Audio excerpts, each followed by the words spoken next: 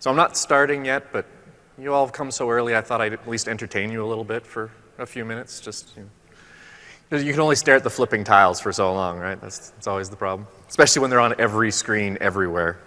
And we all know you're all just waiting to see your tweet show up. That's what you're just hoping. So I'm Shawn Hendriks. I'll introduce myself again when the rest of the crowd who's tardy shows up a little later. Feel free to move up if you end up too far back. Someone was very over-optimistic in giving me a room for 400 people for this class. I think we've got about 180 registered to come in. So if you see someone rushing to the back, it's like, have them join you. So let's just to kill a little time, I brought some videos and things just for entertainment value purely.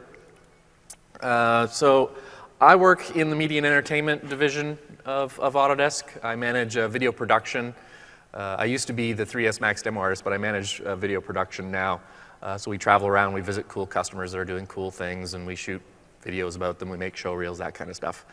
One of the videos I'm just going to share today, if you were at the event last night out on the exhibition hall where we were doing the theater, you might have seen this. This is the thing I use to draw in manufacturing people to my talks. This is the video, because I've discovered almost everyone in manufacturing seems to love cars. Not sure how that happens, but it just seems to be a general truth. Everyone laughs at me when I say it, then I play the video at a theater when there's no one around, and within 5 minutes I've got 100 manufacturing people sitting out in front of me, so it's like catnip to manufacturing. So there's a video game that just came out a couple days ago called The Crew, which is a racing video game. It's a massive multiplayer, and you can actually race any street anywhere in North America. Like you can literally race from somewhere in Orlando all the way to somewhere in Portland and cover everything. It's quite impressive how far they've gone with it, but the videos themselves are just fun. So here's an example. This is all done with 3ds Max by a company called Unit Image in Europe. And I'll just pop this up, and if we can get good blasting audio on this, that would be perfect.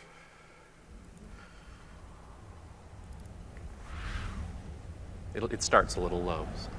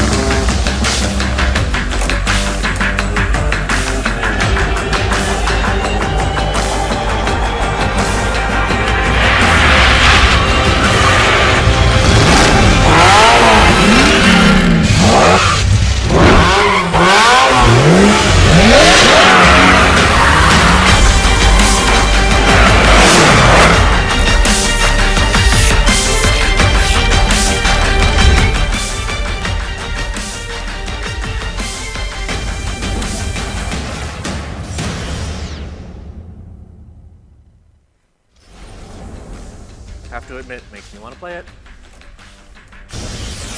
And I'm going to guess the few people that walked in since I played that were probably in manufacturing.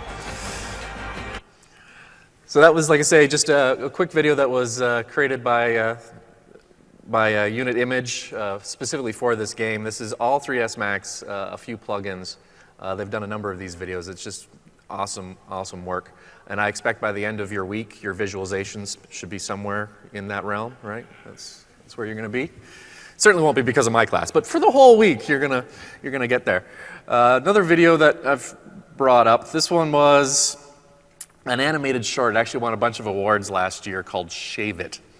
And it's probably one of the more bizarre shorts I've seen come out in the last little while. They certainly had fun with the color palette, let's put it that way. So I'll play this one down. This one always makes me smile when I get to watch this one.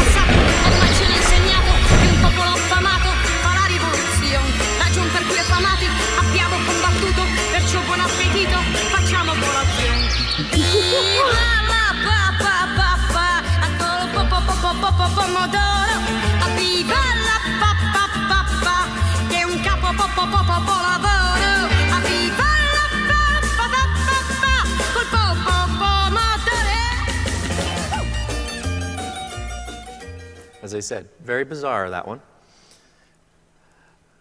Sometimes one wonders, what were you on when you were making the... So we've got just a couple minutes left. I can see the drinking of the night before has had its impact on our crowd. I think we're up to about a third of the people registered so far. I can't imagine why. I always notice it's like, oh, the 8 a.m. class. Oh. Bad enough it affects my ability to have fun the night before.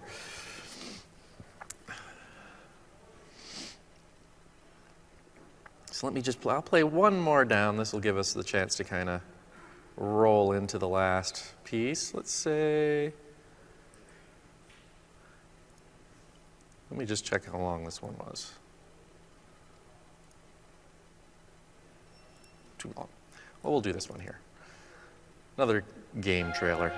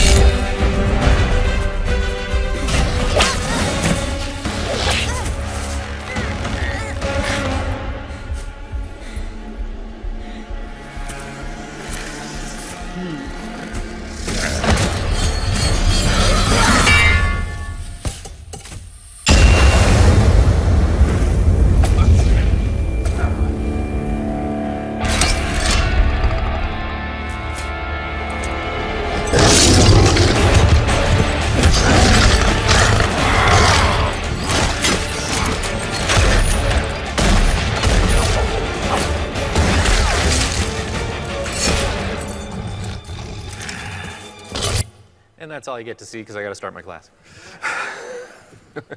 So, like I say, I like to at least keep people entertained that show up a little early so they're not totally bored out of their skulls watching those little animated tiles flipping. So we'll pop out of there and let's just jump into who I am. And I'm not even going to bother full screen that because we're going to get out of PowerPoint pretty much immediately. So for any of you who despise PowerPoint in every form that it takes, don't worry, this is like the only slide I'm going to use. So for those of you who wandered into this room and have no idea why you're here, my name is Shawn Hendriks. This is the 3ds Max Tips and Tricks class. I am the Senior Video Production Manager for Media and Entertainment, so I travel around the world. I visit cool customers doing cool things, videotape it, show it to the world. We make the show reels, all that kind of stuff.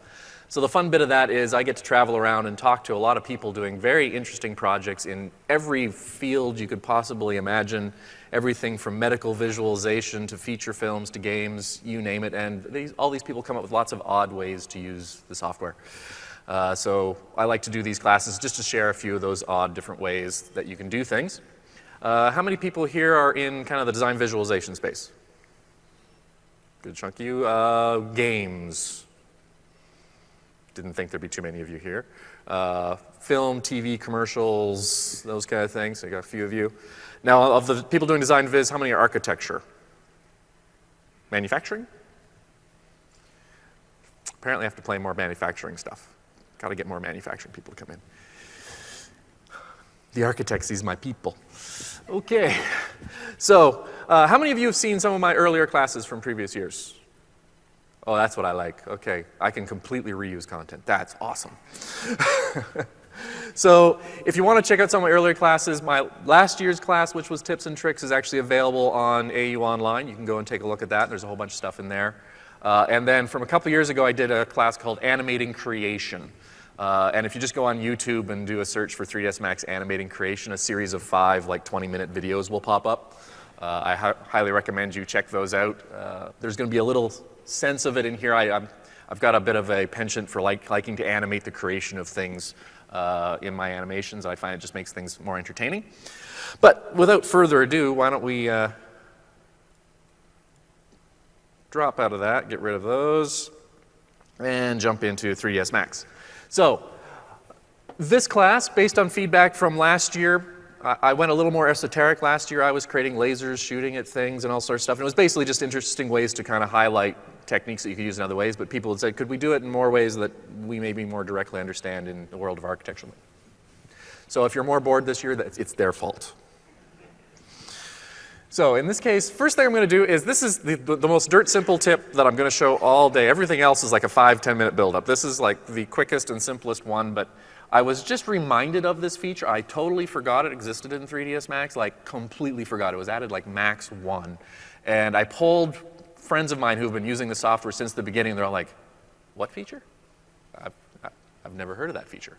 So I'm going to do a quick poll here. Who here, and because this crowd is the one crowd that should know this feature exists. The entertainment crowd should like have no clue, but this most affects you. How many people here are familiar with polar snapping? Yep, I think that's 6 of you.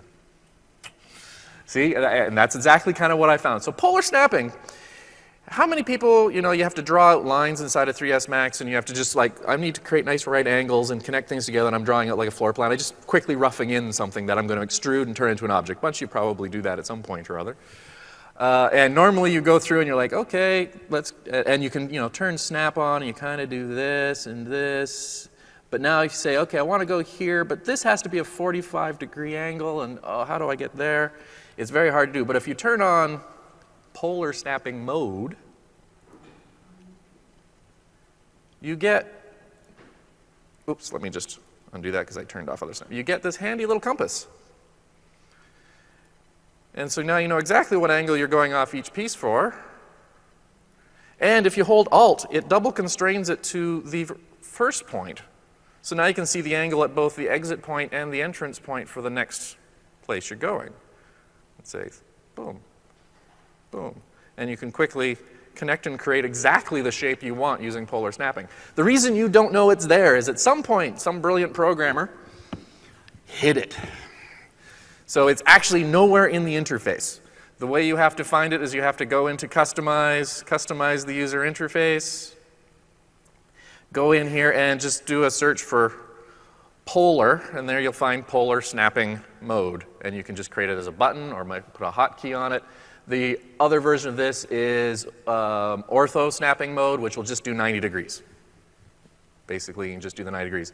And the polar snapping and ortho are just based off the snap angle preferences. So whatever you've got set right now, it's 5. It'll always snap to 5 degree increments. You can set it to 1s, to 10s, to whatever you want, and it'll always work that way. So there. Other than the 6 or 7 of you that already knew that, everyone else you can leave. You've learned something useful. I can feel like I don't have to do anything else useful for the rest of this class. You've learned something.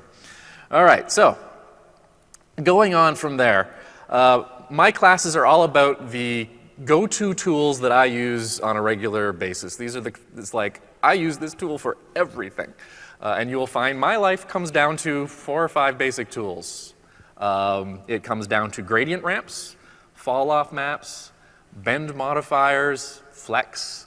Yeah, that's about it. I pretty much build everything out of those simple tools. So we're going to start off by looking at gradient ramps. So I'm just going to not save that, back out here, and we're going to animatively create a wall. Sounds like a simple thing. So I started off by making this really simple and totally inaccurate stud wall. I actually do woodworking as a hobby, so I do have an idea of how to build a stud wall, but this was the quick and easy way to do it. So you've got your base and your top plate, your studs. I also have drywall on another layer, which we'll be pulling in a second. But what I want to do is animate how this kind of creates and have it appear. I don't want it to just there it is. It's kind of boring. It doesn't make for an interesting animation. So I'm just going to pick on this, and we're just going to kind of slide it a little off to the side, something like so. And the first thing I'm going to do, and I'll explain why I do it in a second, I'm just going to throw a UVW map on there, and I'm going to put it on a different channel. Now the reason is I've already got a texture map on the wood, nice wood grains and everything. It's already sitting on UVW channel 1, so I've created this new channel, channel 2, that I'm going to use for what we're going to do. I'm going to open up my material editor, and I'm just going to sample out that particular material. There it is there. How many people are using the Slate material editor at this point? About half of you. I'm a big fan of the old material editor when it's quick and simple and I just need to do top level stuff. I can do it way faster than Slate. But the instant you have to get in and start instancing things and moving stuff around, Slate just blows the doors off the normal material editor. So what we're going to do now is to animate the creation of this, I'm going to create a gradient ramp. So we throw a gradient ramp in here. And that gradient ramp I'm going to toss into the cutout map of a standard Arch and Design shader.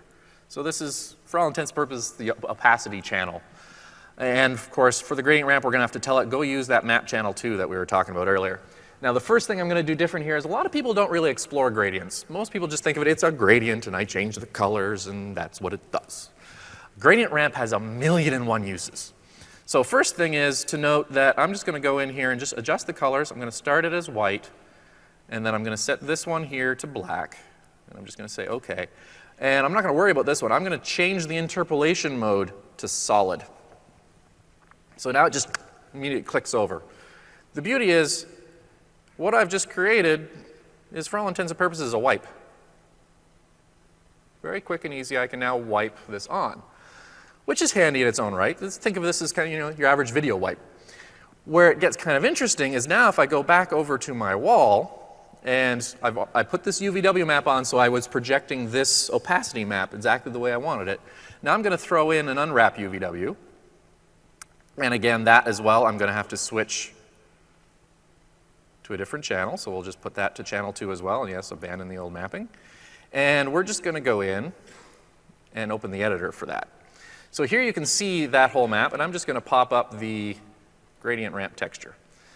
So if you go in and say pick by faces, but select full elements, so now anytime I pick, I'll get like the entire 2x4 for all intents and purposes.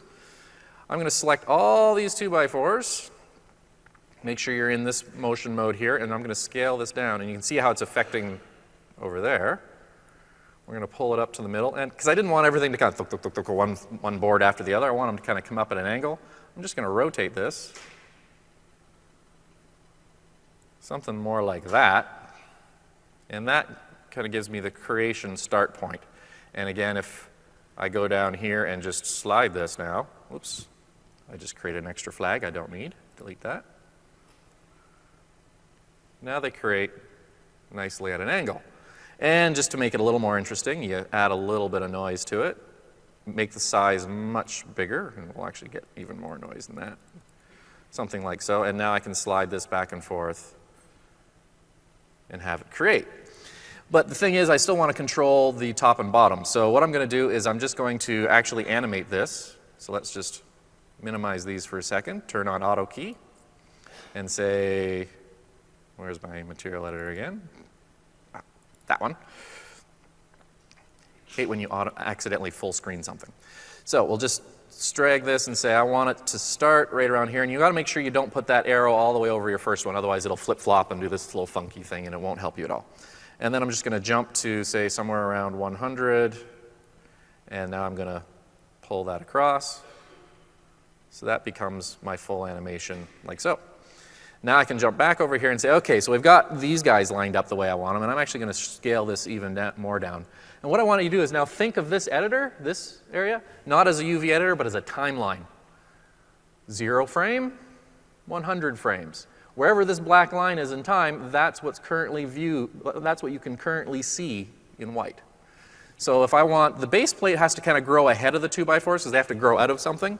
So this I scale down, and we're just going to scale it down something like so, and I make sure it kicks in the timeline before the 2x4s do, and it's done before they're finished. So now if I slide this frame slider, you'll see the 2x4 on the base plate coming out ahead as the other ones grow out of it. It falls a little behind there, So what I'm going to do is I'm just going to kind of shrink this down even more so. So let's take it to right about there. And then you take the top plate, and that one's kind of got to go the reverse. You've got to have that grow out after the first 2x4 gets in the air, because you don't want it just floating in the middle of nowhere. And we'll set it somewhere around, say, there. And so now you end up with base plate, 2x4 is growing, hits the top, 2x4 starts to grow out of the top, and the whole thing completes itself. And you've done it with one texture map. Now it's cool, you want to say, well, I want this more complicated, I need the drywall, I need all the layers. You can have all the different elements and layers of a wall surface build out from this. So if we do that, all I have to do is say, let's expose that drywall. Whoops. Expose the drywall, so there it is. And the exact same thing I did before, so let's just turn off auto key so we're not accidentally animating anything. Come on. Pick my drywall. All right, fine, I'll do it the old-fashioned way. And so we just say UVW map that, and then I go back to my stud wall and say I want to add that drywall to it. So I'm just going to go in here and say edit mesh, attach the studding, and say OK. So now that studding is on there, and again, if I pop back to my material editor and simply go and refresh my material of this, we now have a multi-sub object which has got my original stud wall, and then it's got the new wall, which is the drywall. And all I do is I take the same gradient ramp and drag that into the cutout map for the drywall itself. And if I go here and say, well, let's show that, and this is when we find out if I actually remembered to change the mapping coordinates to the right thing, which I did not. So I'm just going to save myself a little time and just do a quick couple undos here. See if we can get back far enough. Oop. There we go. Because what I forgot to do is change it to channel 2. It's a simple mistake. So again, we grab the drywall, we grab the studs, we go into our mesh select, our edit mesh, and we say attach, and pick on that, and there we go. And I knew I would do that. It just was a guaranteed. And so now we can again say, let's just take that and throw that into the cutout map on here. And now you can immediately see the drywall has its own cutout on here. And if I go and throw the UVW map on top of that, and again push that to channel 2, and we just go and look at what we end up with. So you can see my original mapping for the 2x4s and the studs. Now I can go and grab the wall itself, size it, pull it up here, simply rotate it, move it a little offset from everything else, and there we go. Let's just close out of there. And so now you've got, very simply, studs that grow, the drywall grows along with it, and the whole thing creates a surface. You could have the wiring inside the wall, you could have all of it in here, and it's all kind of growing, and you're just building it on this timeline. So that's use number 1 for gradients. The other thing is, people don't think how far you can take a gradient as a texture map. So we're going to texture this wall in a very traditional Vegas, hideous style. Because let's face it, I mean, this convention center is actually not too bad, but oh, when you're at the Venetian, oh, some of those walls with all the paisley prints, and wow, it's amazing. I always wonder who comes up with all the textures for your typical Vegas experience. But what we're going to do is we're going to create another map. So we're going to go in, grab another gradient. In this case, let's go to maps. There we go. And we're going to say gradient ramp. And this gradient ramp, we're going to go and attach just to the diffuse color of the wall. And again, I'm going to go back in here and we're going to say, well, what color do we want to start this wall as? And we're going to pick some kind of bland, brownish, grayish, something like that. Sure, why not? And then we're going to take this guy and we're going to set him to a white. Say that. And I'm going to again go to solid. So I'm creating a solid transition. I'm going to create another one. And this one we're going to make maybe a paler yellow, something like that. And the whole thing we're just going to turn it 90 degrees. So this becomes the start of my wall. So you can imagine this is kind of your chair rail. I can position it wherever I want. We actually want this to go the other way, so I'm going to say -90, just like so. But what's cool is now I can take the same gradient and just copy it. And if I pipe it into the original first flag, the one that gives me the dark texture, it fills in that gradient with basically a texture map that I can tile. Oops, grab this one.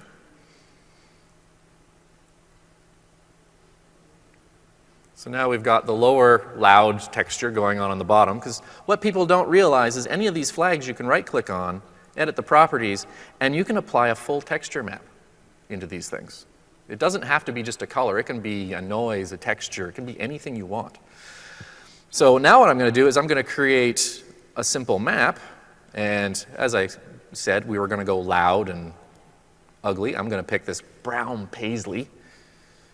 Take that, and if I pipe that, let's grab it a little, grab that, into my last flag, it fills up the top portion of my gradients, and voila, before you know it, you too can have a hideous Vegas wall.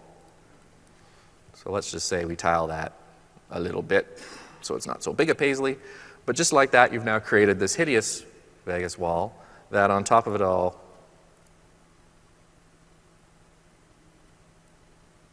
is fully animated.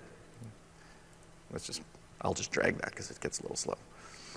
And all we've done to do this is use purely one bitmap and a couple gradient ramps to put it all together. So like I say, gradient ramps are incredibly flexible.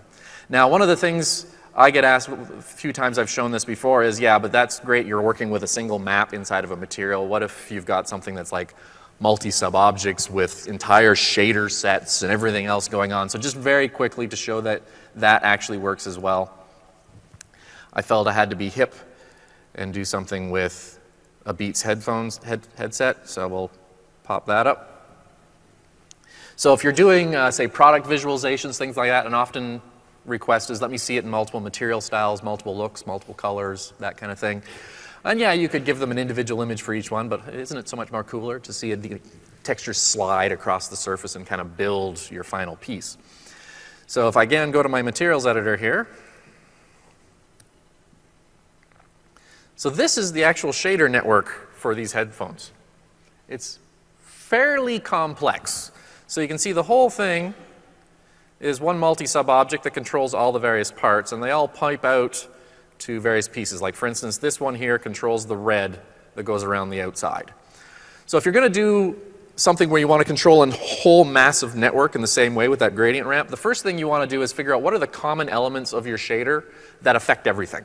So for instance, for this one, I found that there was about 8 or 9 places where red was being used to create this particular look. So what I did was instead of having 8 different nodes that were this red, I created one and I instanced it off to all those same spots. So now with one control, I can change the red to whatever color I want across all the materials. So simply by going in here, and you'll notice I'm still using a gradient ramp because I like gradient ramps even to create solid colors, because at any point I could put slight gradients in them, tweak them, whatever, and it's already there. But if you're set to solid and you just change the first flag, it's changing the color for the whole gradient for now. So it's, for all intents and purposes, just a color picker. But you can see now I can go through and just change this color however I wish. But we're going to cancel out of there because that's not what I want to do at this point. The other setting I had was this white, and all this is this is the color of the text inside of all the little logo bits, because they're all set up as masks, so I can just change the color inside them whenever I want. So once you've got your material set up, basically all you need to do, instead of using just a straight up gradient ramp on a composite, what you have to do now is if I go into my materials, go to standard, you use a blend. And the blend basically allows you to say, take this whole tree, take this whole tree and dump it into here. And then if I copy this entire material tree, put it down there, I can then pipe this, and we'll just move this one a little closer so we can actually zoom in and you can see it a little better. Well, now I can just pipe this up into my second material, and then the mask becomes another gradient ramp. And so very quickly you can just snap them together. Now what's cool is if you want to have multiple materials, I'll show you the final material for this. show you, scare you, depending on how you want to look at it.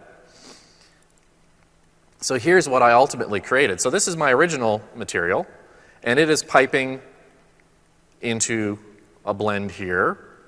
This creates my second material, which I created as a chrome, so I just adjusted the colors and made it a chrome. That then blends into another material, which is this one, which is a green version of the headphones in this blend, and then that whole thing blends back to the original red, so I have a loop that just goes around. And I'll just show it to you so you get an idea of kind of what it ends up looking like.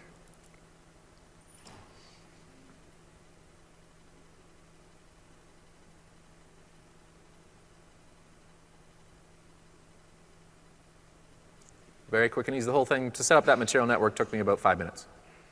I'm going to save you the process of me going through the details of it. But basically, it's exactly what we did with the wall. We're just using these blend nodes instead of straight up gradients by themselves. The one major difference that you'll see here is if you look at the headphones themselves, I've applied a UVW map, which is just a cylinder map over top of it. And I've specifically positioned the 0, 1 point of the map below the headphones. So when I animate my gradient ramp, it starts at the bottom and it rolls around the cylinder and comes back down the other side. So it just creates your map all the way around. It's a very simple, easy thing to do. Now, moving along, one of the things that I always get asked about is how do you create kind of those animated tiling effects and things that you see in a lot of visualization, where you see a surface, like a floor, just build itself, and all the tiles kind of roll out in front of you. When you see like windows and glass on a surface just kind of appear with all their little animations. And it's one of those things when you first look at it, it's like, oh my God, how much painstaking work is going to go into this? The reality is it's incredibly painstaking and hard to do, unless you know a little bit of script. If you can just use 4 lines of Max script, you can make this happen extremely quickly. So we're going to do a couple simple things, and I'll just show you kind of where we're going so you get an idea of what's happening. So here's an example, let's say this one here. Let's just play that.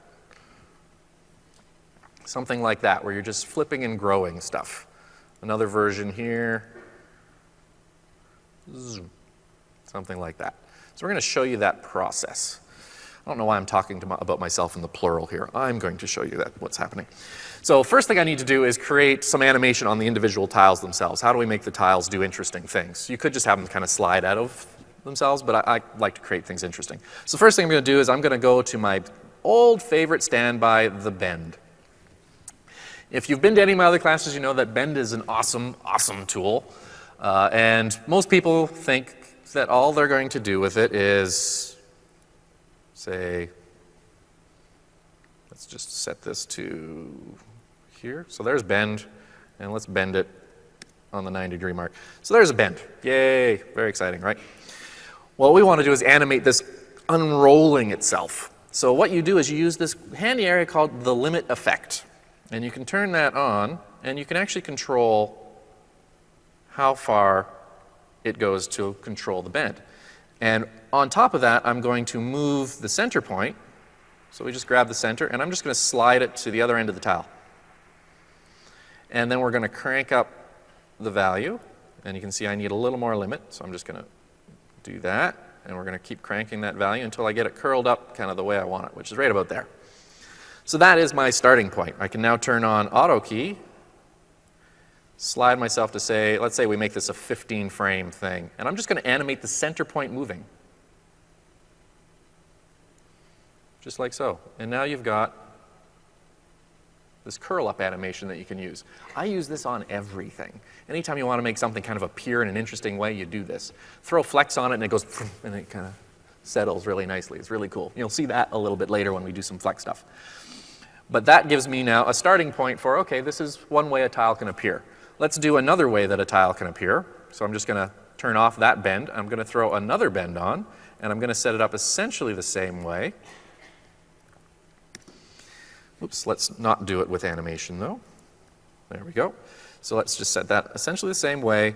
And again, I'm just going to put a little bit of bend so I see where I'm at. There we are. We're going to turn on the limit effect. But this time I'm going to keep the limit incredibly tiny. So something like that. And what this means now is I can just fold things.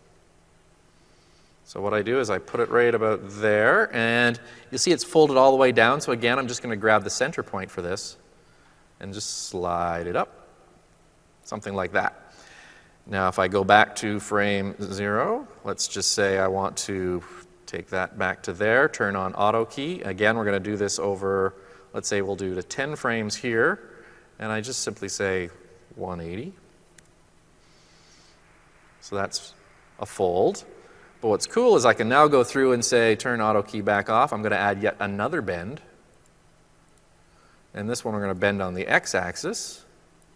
And we're going to say, let's just put in a -90 on that. But again, limit the effect, just ever so slight.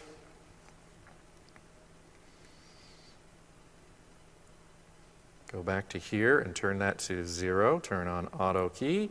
So now the first bend happens, and now I can say, let's just make that second bend happen. And again, we'll take the center point up. And so now you've got the ability to fold things up. You could make paper airplanes this way inside the system just by planning out your bends one fold at a time. The key is to make sure you have geometry kind of in the spots you want things to bend. So this was fairly low res because I'm going to, in a minute, have 280 of these things all flipping and tiling around. So you want to kind of conserve your processing power when you're on a laptop. But you can see how quickly I can just kind of fold and unfold things to create what I want. So now what we're going to do is we're going to take it to kind of the next level. There's our floor, and I've got a simple bend. Now what I always do with things like this is once you're done everything, so say once I've got this the way I want it, I don't want all these bends anymore. I want to get rid of them. So the very first thing you do is you throw a point cache on at the very top, and what this will do is it will record the position of all the vertices of the model for every single frame over time and stores it as a file. So in this case, let's create a new one. We'll just call this test, and I'll overwrite an old one, say yes. And right now it's saying there's nothing recorded, so I just hit record, zip, it's recorded, and then I can disable everything below. All those modifiers don't matter anymore. This is all just animating directly by itself, and it's stored. And what that means is now I can take that and I can copy it and paste it onto any object that has the same vertice count. So this guy here, for instance, if I go and just put a point cache modifier on and say I want to load an existing cache, let's load one that I did, which was the roll-up. And there it is, rolling up. So now all I'm going to do is I'm going to make a whole whack load of these things. So we go into tools, we say array, and I happen to have done this math a few times. So I'm going to say we want 20 in X and 20 in Y. And in X we're moving 0.5 each, and in Y we're moving -0.5 each. You know, one of the things they don't tell you when you sign up to do a 90-minute class is every time you rehearse it, you have to spend 90 minutes. And so for me to have finally figured out exactly those numbers to use, I rehearsed this sucker for 90 minutes a lot of times. So we say OK, so there are all my tiles. And what I like to do is immediately just select them all. And actually, before I do that, let's just take this background object and freeze it. So I just want to go in here. Did I already freeze that one maybe? I'm pretty sure I didn't. Freeze selection. So now I just pick all my tiles, and we're going to call those tiles, conveniently enough. And now I'm ready to start animating these things. Now the first thing you need to know is when you look at a point cache, if you scroll down, there's playback options. So once you put a point cache into an object, by default, it looks into the point cache file and says, well, what frame does the point cache say I should start on, and what frame does it say I should stop on? And that's what it means when it says playback type original range. So it's going, okay, this is a 15-frame point cache that starts at frame 0, play that. But we want each of these tiles to actually happen at a different time, because right now, this is what we have. It's kind of window shutters. But we want them to all be offset in time. So what we really need to do is change the playback type from original range to something else. So this is when we start getting into scripting, because anytime you have to do something to 1,000 objects, you don't want to do it by hand. And how many people here have done any scripting at all inside of 3ds Max? That's actually a better number than I usually see. So I'd say about 10% of you. I can't possibly explain how important it is to learn just a few basic MaxScript commands, because they can save you hours, days, weeks, especially if it's something you know you're going to be asked to change because someone in the approval chain is picky or doesn't know what they want. And no one has any people in their approval chain that are like that, I'm sure. God knows I don't. My boss isn't in the room? No, okay. So basically what you need to do is be able to use scripts. So a couple things I've included. If you go online to my class session description, I've put in a zip file up there that has a bunch of just helpful little bits from here.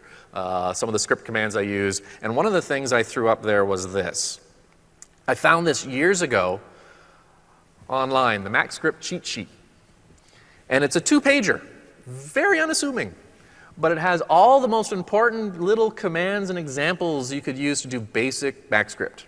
With this, you could pretty much learn how to do any simple utility. And you see 2 pages, so you have things like here's how to select objects, here's how to modify them, here's how to transform where they are, here's the understanding of control structures and loops, so how to do a for loop, things like that. So your most basic stuff is right here. If you needed to know more, you can then go to Google and kind of search it, but you can really quickly hone in on, I just need to do this thing. So let's just control out of that one. So first thing I want to do is I'm going to show you, if you open up the listener window, this will give you a plethora of information. The main thing you want to do is make sure that macro recorder is turned on. So if all I want to do is figure out how do I change this playback type from original range, all I have to do now is, well, the macro recorder is open and listening. Just go here and say original range, make it custom start. And there's the command. So the selected objects bend on tile of 400, dot modifiers point cache. So the function is just playback type equals 1. If I went and said, change it back, now it's playback type equals 0. So now I know 1 is what I'm looking for. Now I'm going to cheat here because typing MaxScript in the middle of a class never goes well. Anyone who's done a class on this knows you will make a typo like every 3rd letter just because you're up here doing it. So what I've done, and this exact script is in that zip file that I've uploaded, so you can get these lines and tear them apart and look at them, do whatever. So don't feel you have to write anything down. But basically, this script is not meant to be run as a full script. It's meant to be run one line at a time as you need it. So what I've got here is this first command, for I in selection do. Now what that means is selection is a standard variable inside of Max. Anytime you select anything, it goes into a variable called selection. If you select a whole bunch of things, it goes into the variable called selection as an array. So selection 1 is the first object of your selection set. Selection 2 is the second object of your selection set. Selection 3, on and on and on. So in this case, what I'm saying, for I in selection, and I now represents the name of the objects in that list. So it's going to say, okay, I'm going to loop this command and do it once for every single object in your selection set. And what it's going to say is, what am I going to do? I'm going to take I, which is the name of the object you're currently on in the selection. So maybe it's object 2, dot modifier. So say, okay, now look at the modifiers on that object. Pick the first modifier, 1. So in this case, that's a point cache. I know it's a point cache. So I say, go to modifiers 1, and then change the playback type to equal 1. That's all that does. So now all I have to do is simply go in. I'm going to pick my selection set again. And in order to run just one command in the script editor, you just hit Shift Enter, and you'll get an OK. And now you should notice that all of the playback types have been set to 1 for everything. So now we're ready to go on and actually offset the animation. So I've used a slightly different version of a for loop. Now we're saying for I in 1 to selection count. So now our focus is not on the name of the objects, but on just the count. So when you say selection.count, what you're saying is how many objects are in the selection set. So maybe in this case it's 400. So it's for I in 1 to 400. Do this 400 times.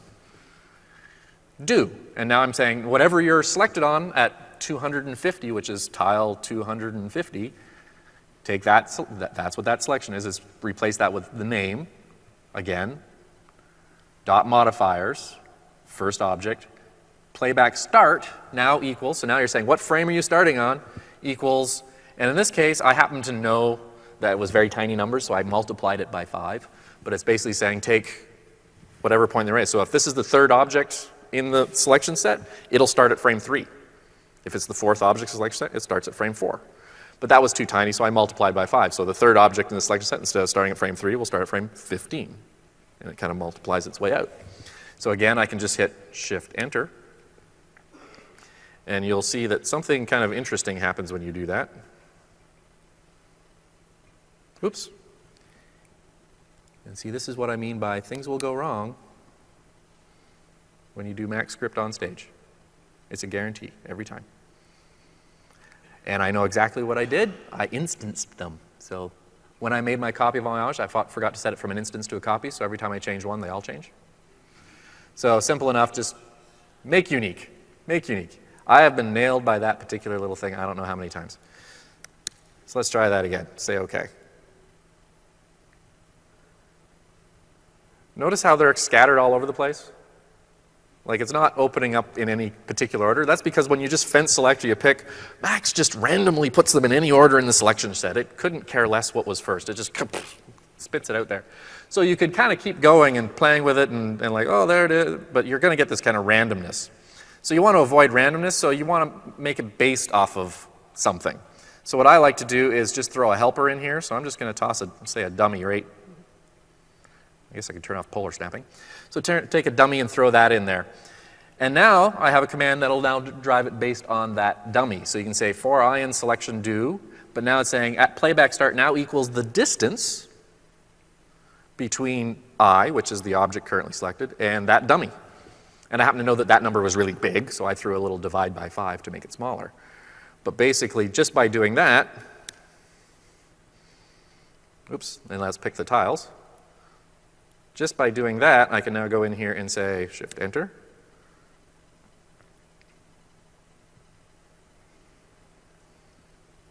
And the further away from the dummy it is, the longer it takes for it to start its animation. And you get this nice kind of unrolling effect that starts to happen very quickly. Now, at any point, of course, you might decide, I want something even more specific to control that. So I'm just going to kind of jump to somewhere around here, let's say.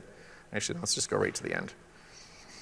So if you want to control it more specifically, an interesting way to do it is say, I want to paint select. And a lot of people don't even know this little paint select button is there. I don't think I've ever seen anyone actually use it. But what paint select allows me to do, let's just click out. Oops. Stop creating dummies.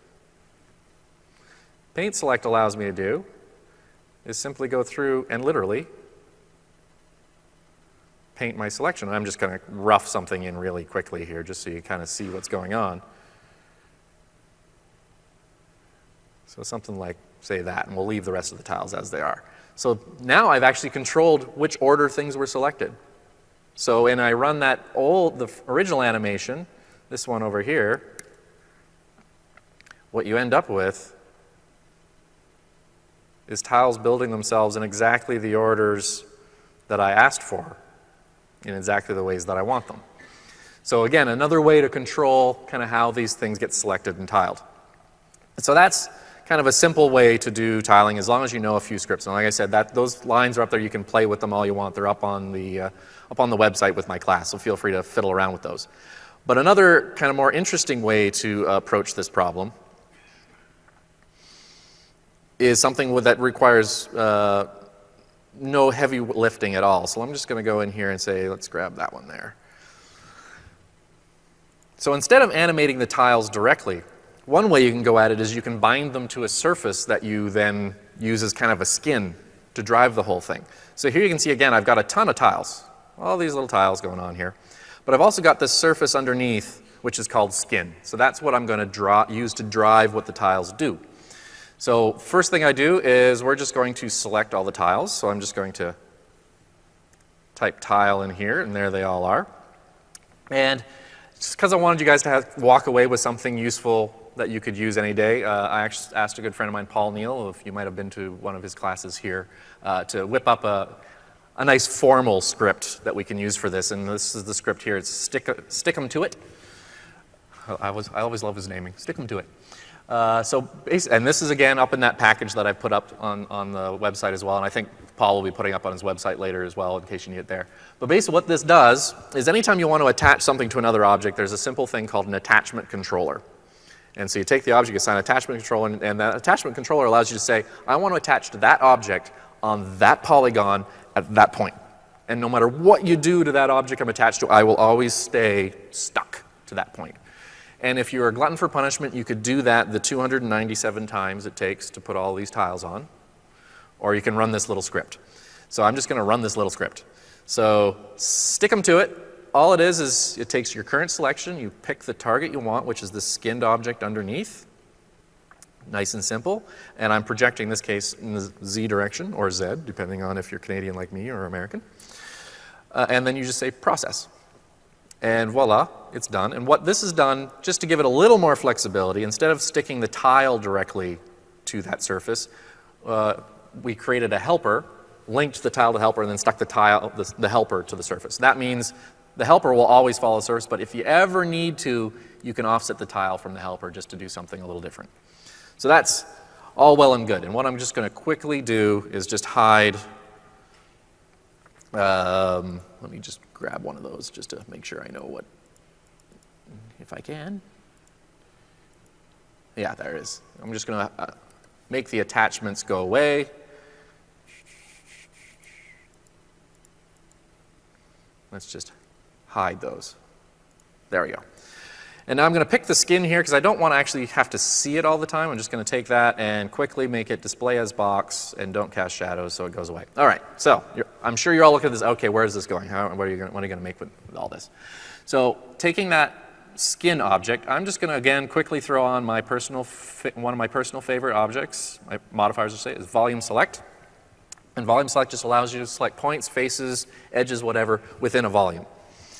And in this case, I'm going to select vertices, and I'm going to do it not based on some standard geometry, but based on an outside object, which is this.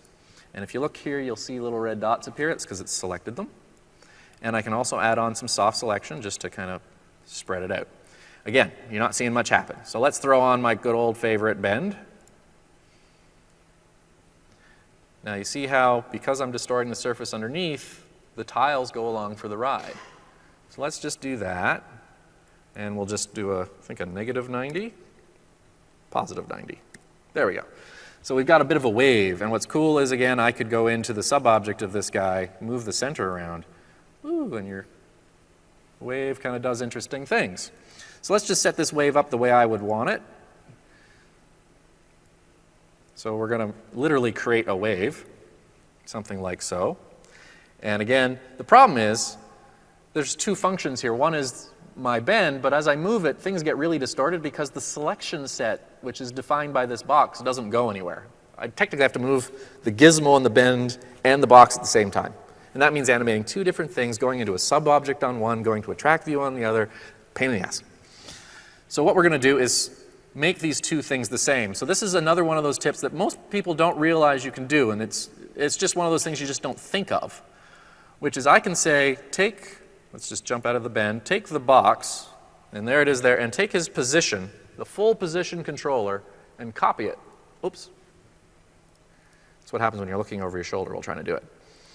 So we pick on that, and let's just go in here and copy that. And then if I pick on the object with the bend, and go into the modified object there's my bend, and it also has a position controller for the gizmo.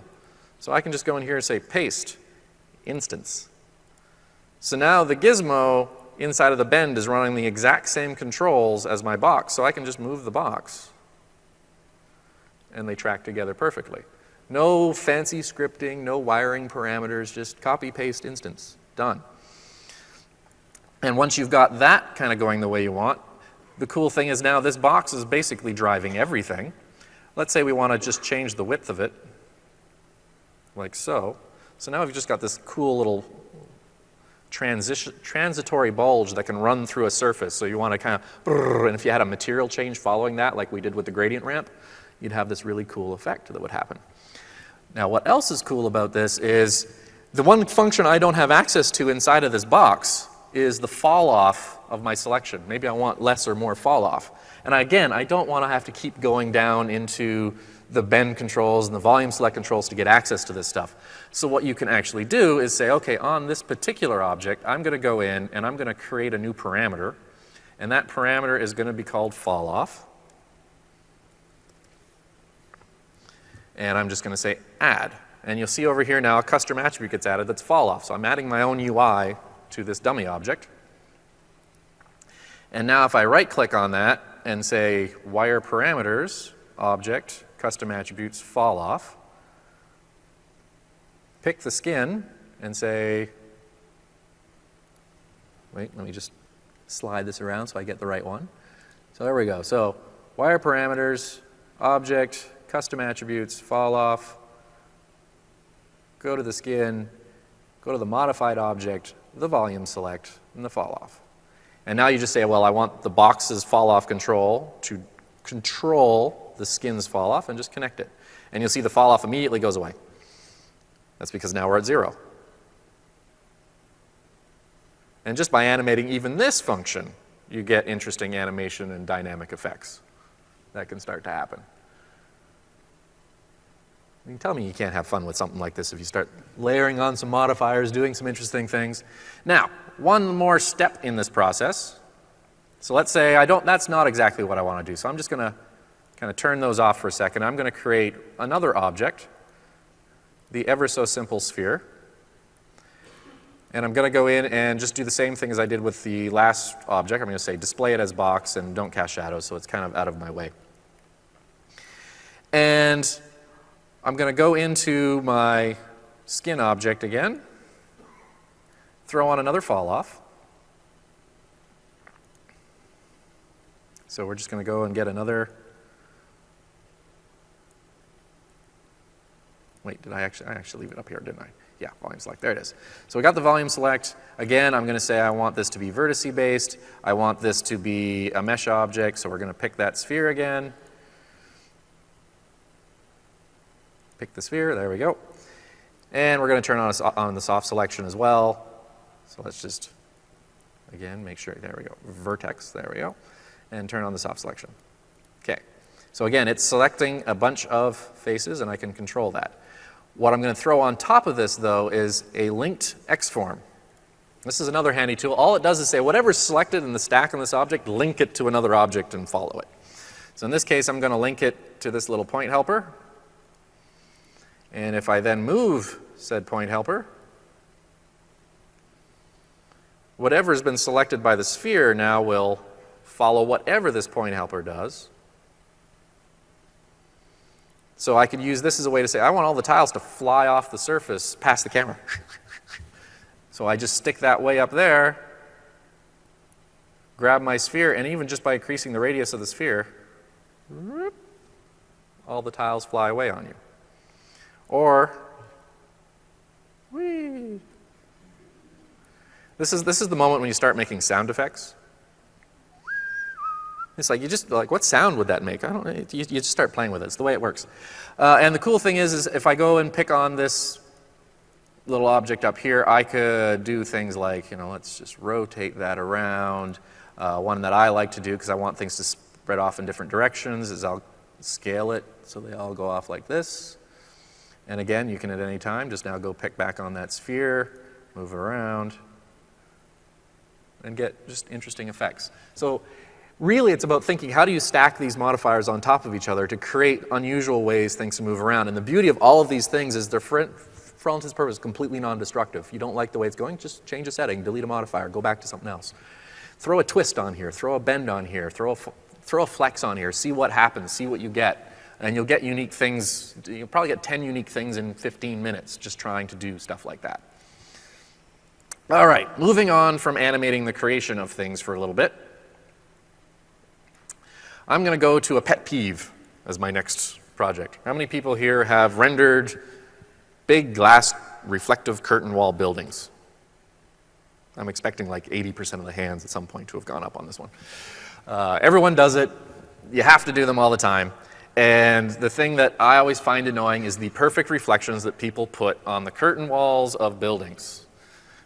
If you've ever looked at an actual building in the world, the glass isn't very perfect. It's really not. So here's an example. I'm just going to render this while I'm talking, so we have a starting point. So assume this is our glass building, and all I've done is thrown an HDR map in here to give it kind of nice lighting and a bit of shadowing and stuff like that. But basically, you've got perfect lighting. And what I did to create this build is I started with a box, gave it a bunch of height and width segments, grabbed all the polygons and just did a inset, and then detached them. So basically it created these squares, which each one is its own element in a mesh, and then what was left of the model became the frame. But that's a very perfect reflection, and in my world that just doesn't look all that realistic because it is so incredibly perfect. And in case you haven't spent any time staring at buildings, let me remind you what reflections really look like. So this is looking straight at the wall of a building. This was actually outside of like a hotel, just looking out. And you can see the distortions in the glass. And obviously these distortions get bigger depending on the size of the sheet of the glass. And also you have to remember it depends on how far away from the building you are. The further away from the building, the more these distortions will look wild because the rays of light are expanding out further. So that's just one example. Here's another one. And so here you can see entire panes of glass are slightly angled differently because they're not set into the frames exactly the same. So you get completely broken and disjointed reflections that start to happen. And when you mix the completely broken with the soft, kind of gentle distortions that are in the window for its size, you get these really interesting and fascinating patterns that start to happen. But now you have to stop and think, how would I make that happen in my model? It's not necessarily obvious. I know I actually spent a good couple hours kind of racking my brain over what's the best way to try and get there without a huge amount of work. And it actually turns out to be relatively simple once you think it through. So we're going to open up our material editor. Let's just minimize that down a little bit. So this is the material that's on those windows, this one right here. And all it is a standard Archer design texture that's material that's set up to be basically, for all intents and purposes, chrome. Let's call it chrome. And I put my ever so favorite gradient texture map on it, and that I've just put this into the bump map slot. So this is just sitting in the bump slot. And it looks like it's just one solid gray, but it's not. So you can see here's the midpoint gray of that. If I click on the next arrow, you'll see it's a little below it. So it's just this ever so gentle gradient, because you don't want, I mean, the windows aren't bulging out 3 feet. You don't want to have that. But the problem is this goes all the way across the surface of your model, right? It's not in each window, it's across the entire surface. So it doesn't really show off much. So we'll kind of see where we're going with that in a second. But the first thing I usually do with this is based on that subtle gradient, let's apply some noise. So somewhere around, let's say, that. And we'll just hit I'm going to set up a render region just to save us a little bit of time. And I always put it around the horizon because the horizon tends to create the most interesting reflections. And hit render. So now I've just applied that little bit of noise, and now you're starting to see how it distorts and waves the reflection around. But the problem is the distortion is perfectly consistent across all the panes of glass. So it's not really doing it for me. So the trick here is in a little modifier that most people have forgotten exists. They just scroll past it. If I go in here, there is a material by element modifier. And I can see a few people are like, oh, that's what I can use. Material by element. This is awesome. It seems like such a simple thing, but it allows you to apply randomness to your materials. Because basically what it says is, I'm going to look at every element in your object, and an element is just basically any group of polygons and vertices that's separated from all the others. So because of the way I built this building, every window is its own separate element in the model. So now I'm saying, randomly distribute 3 different textures or 3 different materials amongst these elements. Just randomly pick. You can even go as far as saying, do it by frequency. You can say, okay, I want 10% of material 1, 30% of material 2, 20% of material 4. You can do that as well. I'm just going to do 3 total random distributions. Now, the instant you do that, you do need to have a multi-sub object. So we'll just go here, create a multi-sub object, and we'll set it so that it only has 3 of them. There we go. So this is our first material to go in it, and we'll just drop it in there. Now, I also do need to assign this new higher level of material to my windows. And right off the top, you're kind of seeing there's some of the random distribution starting to happen, right? Because only the first one has a white in it, the other 2 are black, so it's showing you what's going on. Now, all I do is take this same material and let's just make 2 quick copies and wire them in. Now, they all have the same white, so suddenly you don't see kind of how they're randomly distributing. But now all I do is go into one of my gradients and say, well, let's make the noise a little different, maybe the size of that different, and just whack the phase way out somewhere else. So your noise is totally different on this one than the last one. If you're really into it, I even turn the gradient, just in case it'll get me yet another bit of twist off the change. You do that on that one, then you do the same over here, and you say, okay, let's make this noise a little bit less, maybe the size a little bit bigger. Again, just whack that phase, and let's turn it 180 degrees so it's completely the other way around. And there we go. We've got all of our different versions that we could possibly do.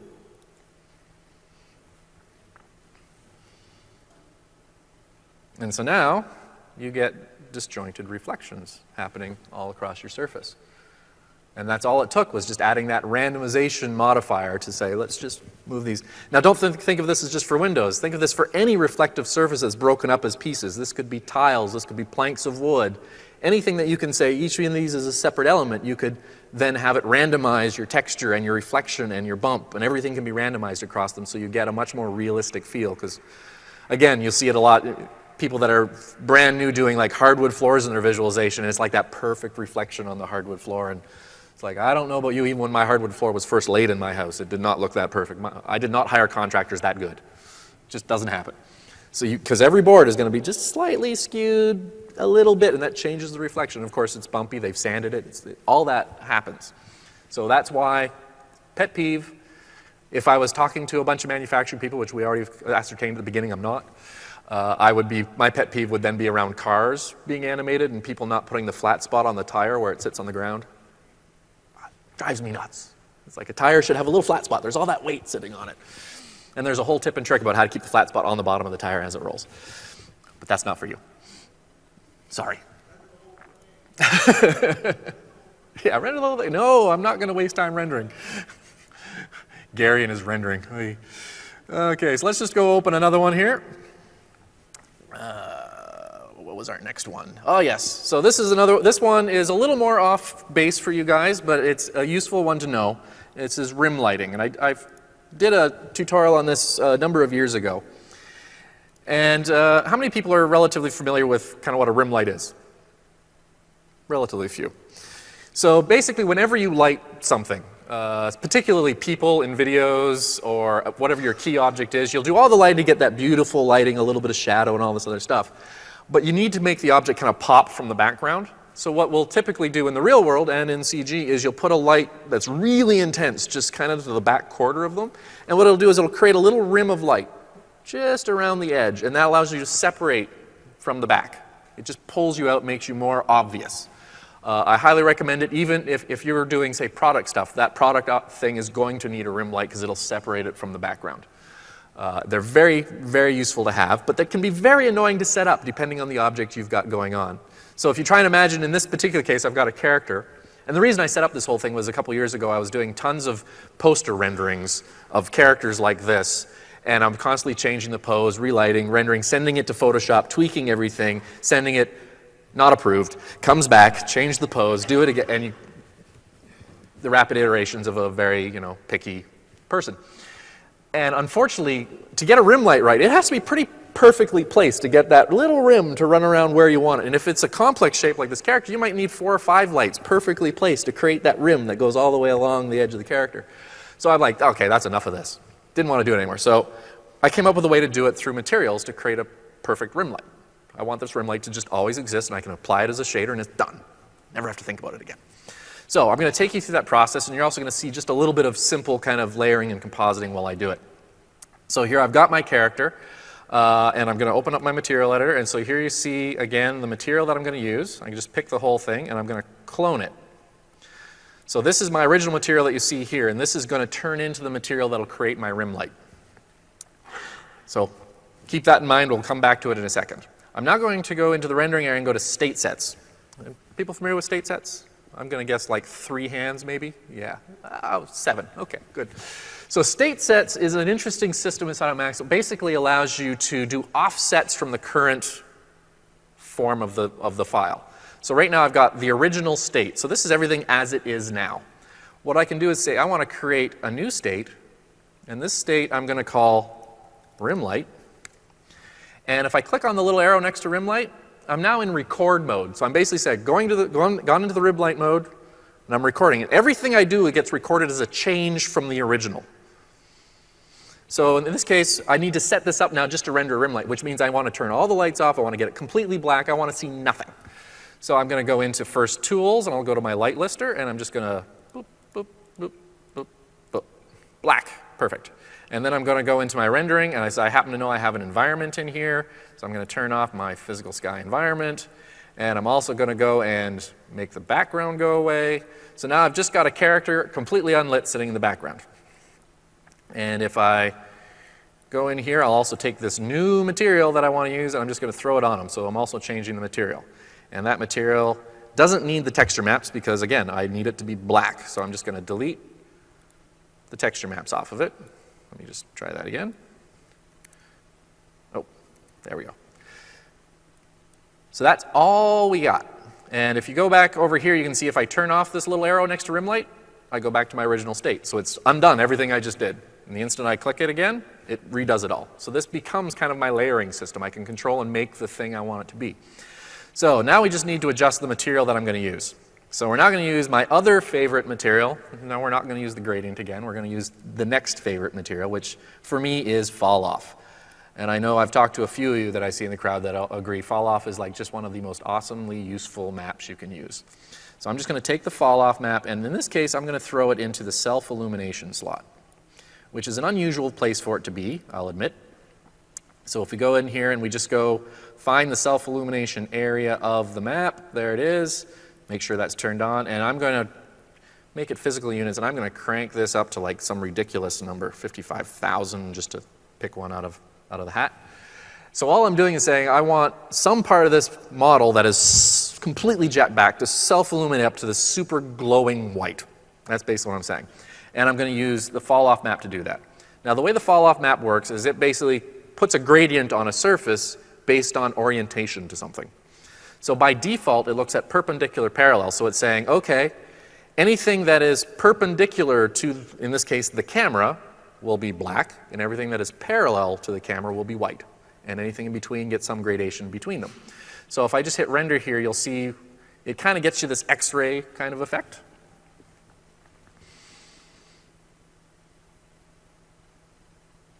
Something like that. Doesn't make for a very good rim light though. But maybe you're starting to see where I'm going here.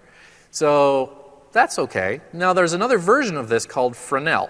And Fresnel is the algorithm they use to calculate the way reflections happen on, say, car paint. When you look at a car flat on, there's no reflection, and the more you tilt it to your view, the more strength the reflection has. Well, that's what Fresnel does. So Fresnel, if I applied it to the same thing,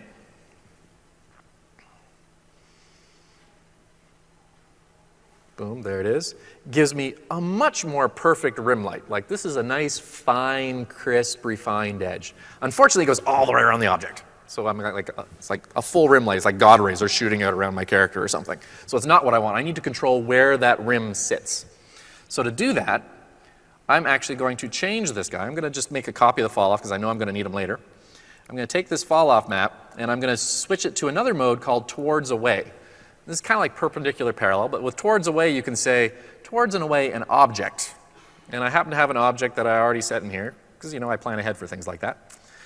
And I can say pick, and there's this little point helper, which is literally, if I'm Dave, the character here, it's sitting right about here. So I just pick that object. And now if I go and hit render, it'll still be wrong, but it'll give you a starting sense.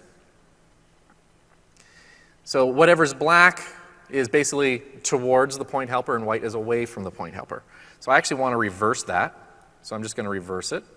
And I want it to be much more refined. So there's this thing, that mix curve that's on maps. You'll find it all the time. A lot of people never get around to using this. I can just go in here and say, I want to control this more specifically. So I want it to maintain a solid color for a certain point through the curve, and then I want it to gradient up to the other color really quickly. So instead of over a long period, it's like, whoop, it just immediately jumps up. So if I hit render again,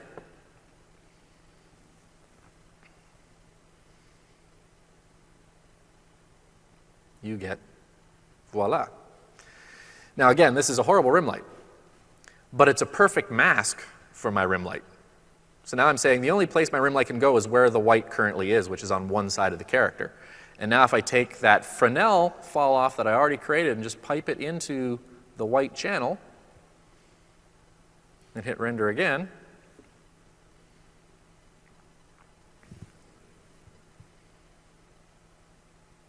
I get a nice solid rim light on one side of the object where I need it. If I need the rim light to be on the other side, I just grab that little point helper, slide it to the other side of the character, I get another rim light.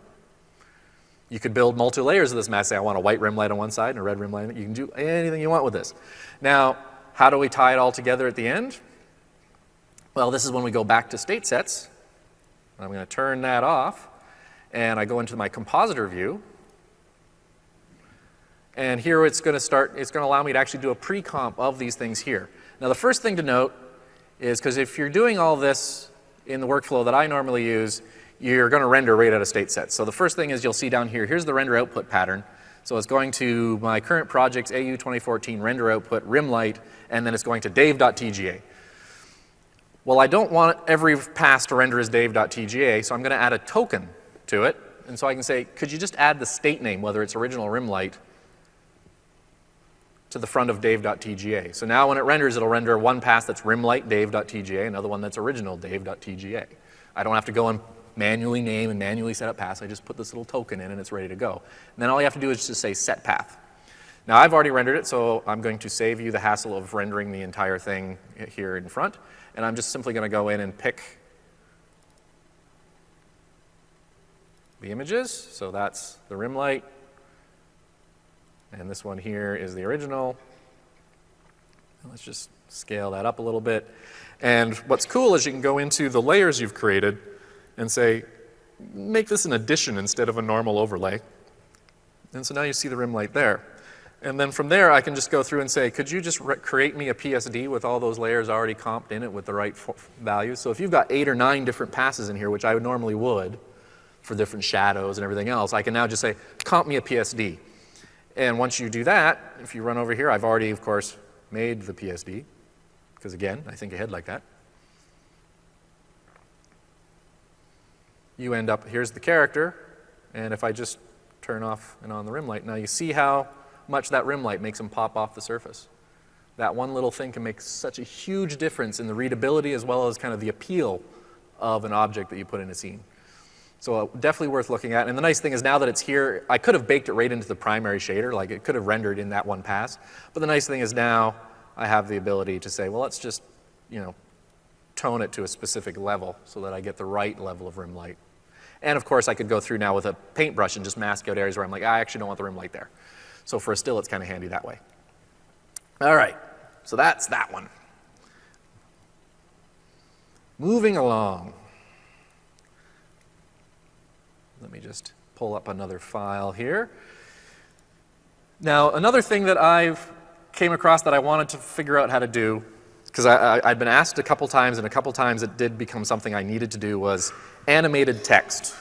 Now, I don't mean text that's animated moving around. I mean the text changing through the animation. Anyone have any idea how they'd do that? It was like, have you even thought about it? Like, imagine you want to have a dimension in your Max file, like an actual dimension that's tracking a changing thing in your scene that you're going to have render.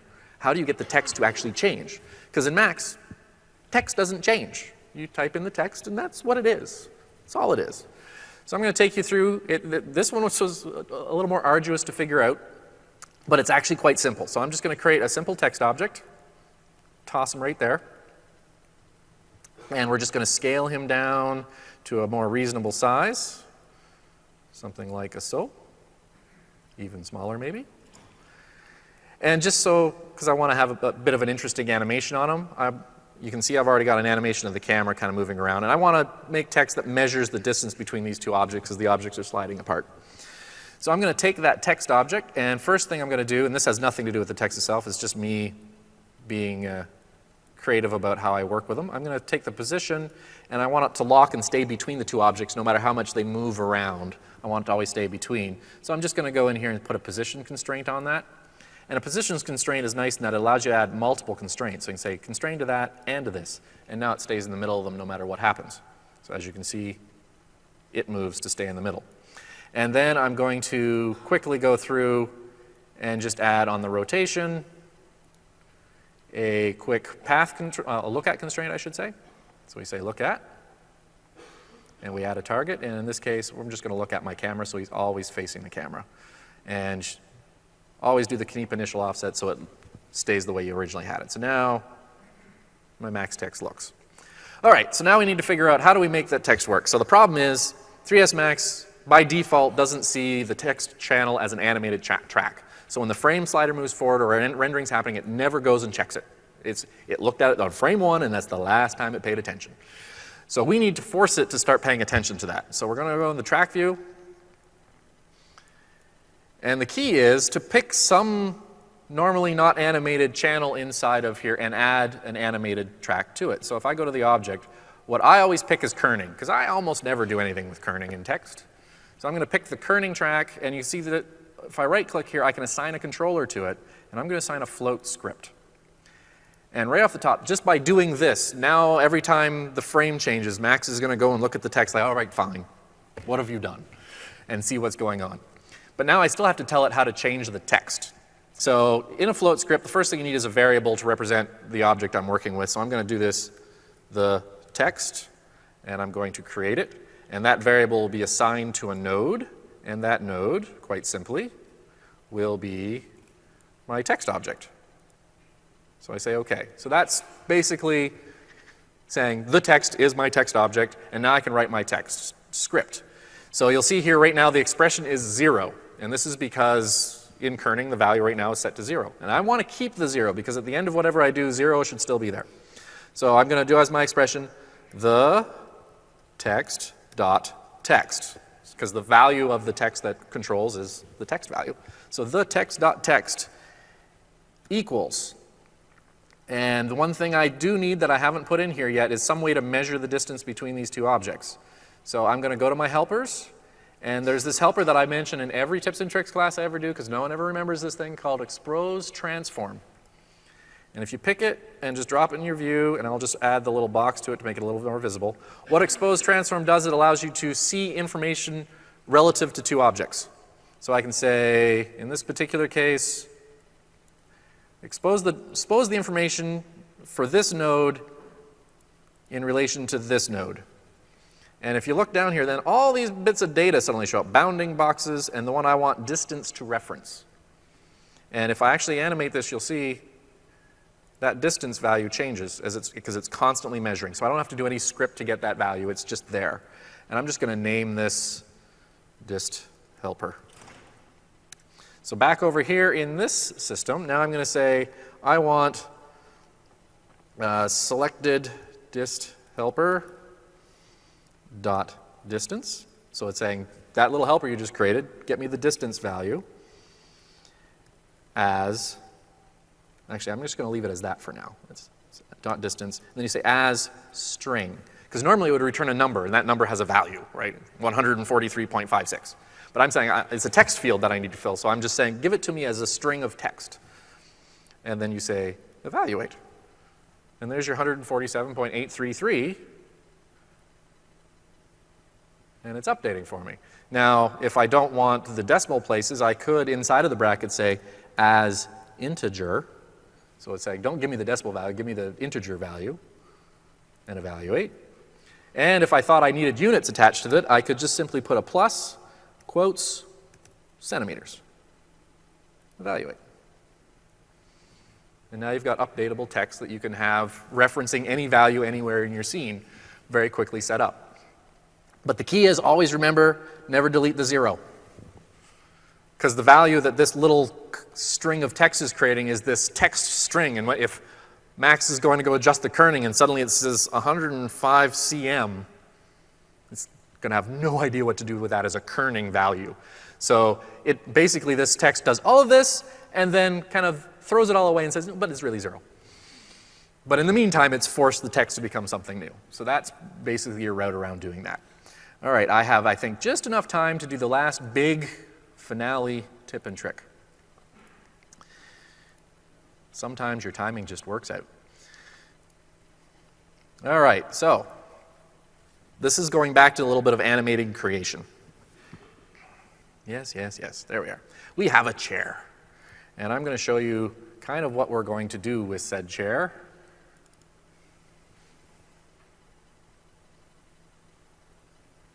We're going to have it appear for you. And if you mix this with the stuff we learned earlier, you could do this. And suddenly it's like a Disney ballet thing with, you know, teapots and stuff. So you can start to play with things once you start to mix and match some of these tips.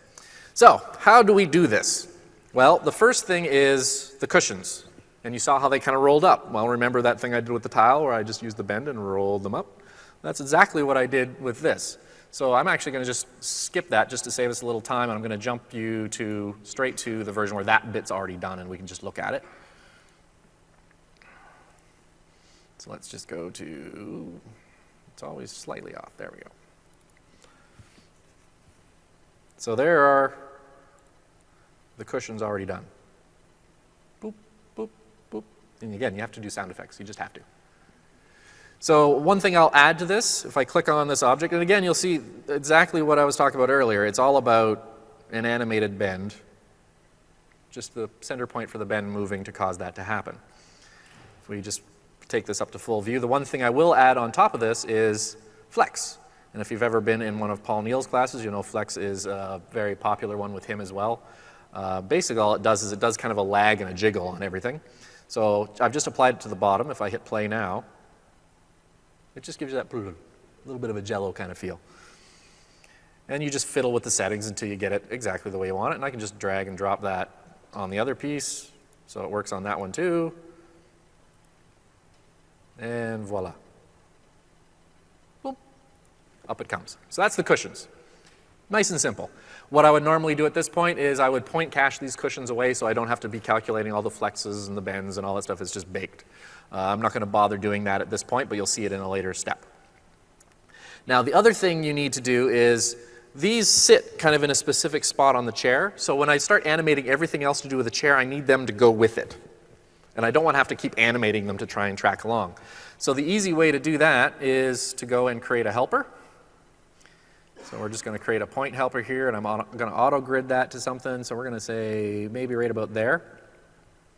And remember how we use the attachment controller on the tiles to attach them to a surface? We're going to do the same thing here, but I'm going to do it manually, so you'll actually get a chance to see kind of how that works. So I'm just going to say position, attachment, and then you pick the object you're attaching to, which is this one. And now you have to say, well, where do you want it? I want it right about there.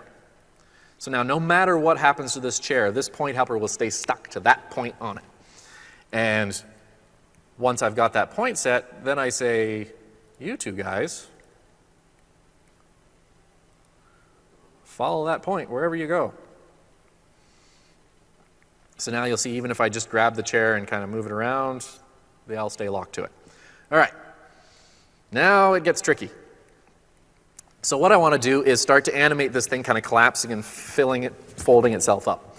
To do that, you could collapse it to an edit mesh, grab the points and animatively start moving, but there's a whack load of points in there and that takes a lot of time to do. So what you really want is a simplified armature to control the whole thing, something that's much easier to work with a lot less points that can drive it.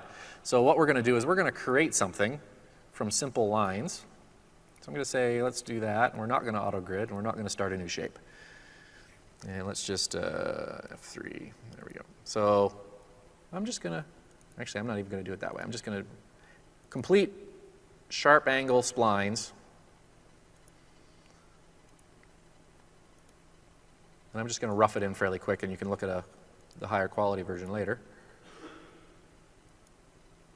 Meeting in the middle, continuing up, going to there, hitting that point. So that's my spline. And if I spin it around, you can see where it exists. You can move it. I'm going to put it right at the edge here. And then I'm going to put the ever so wonderful extrude on it. Get it to about there. And we'll give it 2 height segments. So this now becomes a controlling surface that I can drive everything else with. Once I've got that built, you need it to be a base editable object, so I just collapse it all, like so. So that becomes my object. Now I go back to my chair, and I've got, in this case, I'll just delete this because we don't need to see it right away. I'm going to go in and add a skin wrap to it.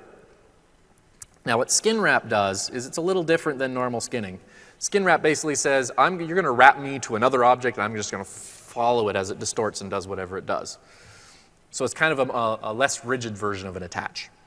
So you do that and you say, let's pick this new little armature that I created, turn that off. And I'm just going to, because I happen to know a few numbers to use here, I'm going to set the face limit to 30 on this, and I'm going to set the fall off to 1.9, like so. And very quickly, let's just go to a sub-object level so you kind of get a sense of what's going on here. Any of the original points are now creating weighting around that model. So they're actually like bones, allowing me to move things around. So again, I'm just going to go to my left view, going to pop back out of there, and I'm going to zoom in and just pick my armature. Go in here like so. And what I like to do is say, okay, this is what it looks like now. What would it look like at the end of my animation? So let's say the animation has to end at 25. So now I can go in, oops, let's just change out of paint mode. There we go. Let's pick those and start to move and distort them. And you see the regular chair is just coming along for the ride. And I can basically just start to play with and adjust these things however I wish to get my final shape. Now I'm just going to kind of fiddle around with a couple things here just so you kind of see how it works. But the one bit that I want you to notice is when I move this area, notice how those cushions come with it, so they stay attached to the whole thing and will follow along with me as I go. So that's basically the process you go through, and I don't want to force, yeah, there we go, we managed to crash it. Almost made it through the whole session. So close, so close. Sorry guys, I'm not going to submit a report, so I'll just pop that. So basically I just go through and set up all my points for my final state, and then I'll go halfway through the animation and just animate it to where what I think it'll look like at halfway point, and maybe at a third of the way. And you basically kind of go back and figure out what the general flow of your animation should be. Once you've got that, let's just pop out of there, and I can, thankfully I planned ahead, and I can open up the next step in this process. Share. Okay. There we go. Once you've done that, you can now go in and simply point cache that piece, so the chair that you've animated, and you end up with all three of them kind of going together, just like so.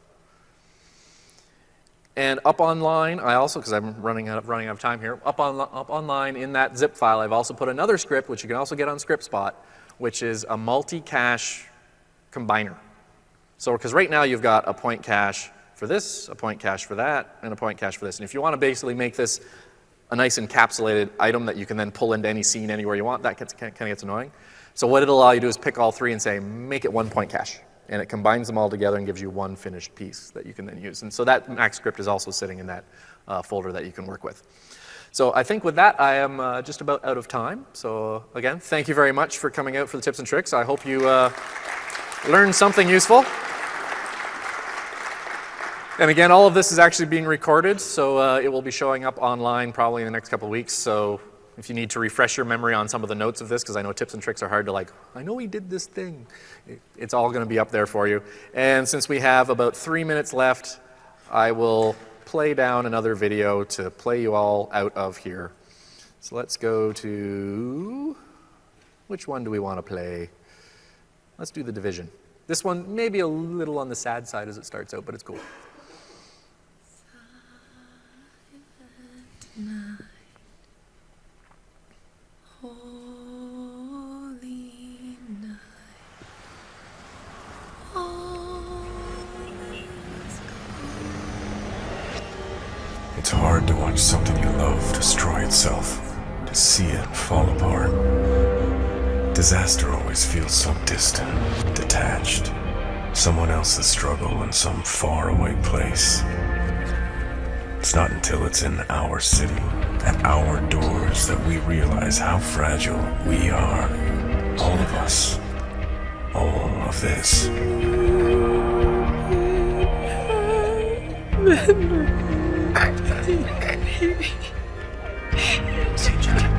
No, baby, Steven, Mommy, I'm here. Mommy's right here.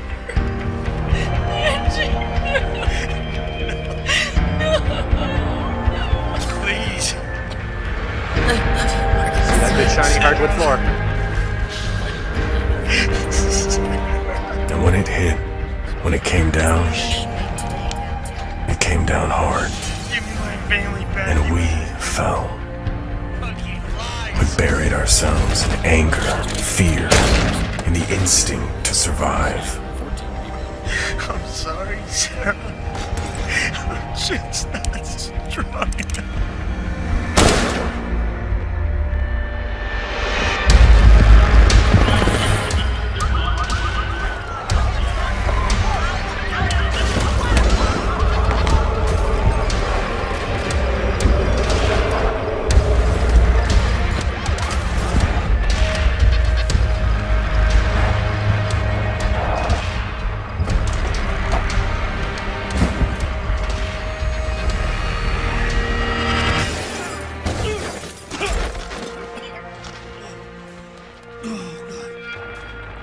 Where's the drive, son? Please, no more.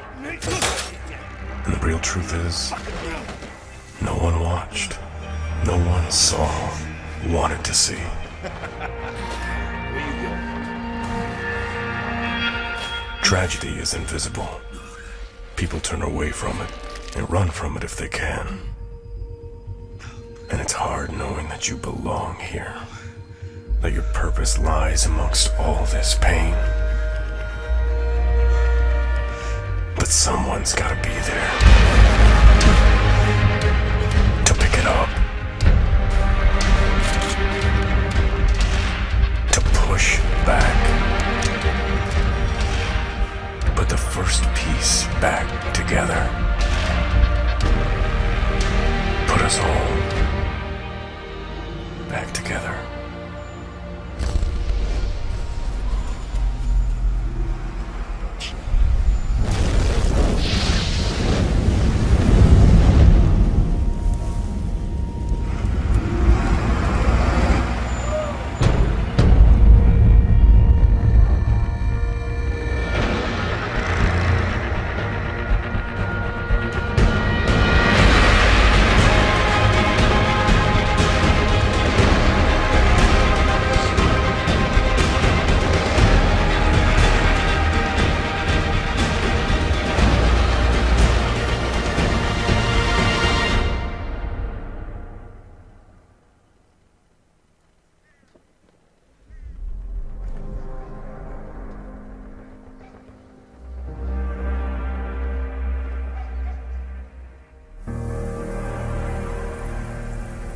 There you have it. Everyone have a good day. Enjoy your next set of classes. See you at drinks at the end of the day.